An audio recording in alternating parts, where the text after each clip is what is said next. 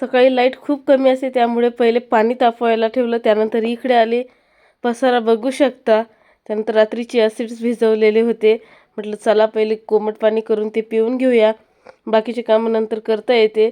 आणि मी उठली आणि हा उठला नाही असं शक्यच नाही. हे बघा अशा उड्या मारणं चालू आहे. तर कशासाठी मावशीकडे नाच चालू आहे, तर हे बघा चहासाठी. त्यानंतर तिने चहा केला. चहा ब्रेड त्यांनी खाऊन घेतली दोघांनी. त्यानंतर थोड्या वेळाने त्याला मेडिसिन दिली मी, कारण की त्याची तब्येत चांगली नाही आहे.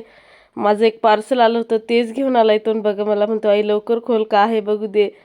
त्यानंतर म्हटलं चला भाजी बनवूया. पहिले मटकीची भाजी बनवते. रात्री भिजत घातली होती, त्यासाठी कांदा, लसूण, आपलं जिरं आणि मोहरी हे चांगलं तेलामध्ये फ्राय करून घेतलं. त्याच्यामध्ये टोमॅटो, नंतर जसे आवडतील ते मसाले चांगलं मिक्स करून घेतलं. आणि मटकीची भाजी मला खूप आवडते आणि छान मोड आले होते मटकीला. मस्त भाजी बनवून घेतली. रात्री तांदूळ आणि डाळ डोस्यासाठी आणि इडलीसाठी भिजत टाकले होते, ते मिक्सरमधून ग्राइंड करून घेतलं. त्यानंतर पोर्च इतका खराब झाला होता.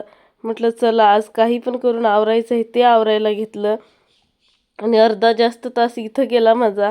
तुम्हाला ही स्पीडमध्ये दिसत असेल. हा झोका खूप दिवस झाला वरती टांगलेला होता, पण म्हटलं चला आता आपला बाबू पण खेळतो, त्याच्यासाठी सर्व साफ करून घेतलं.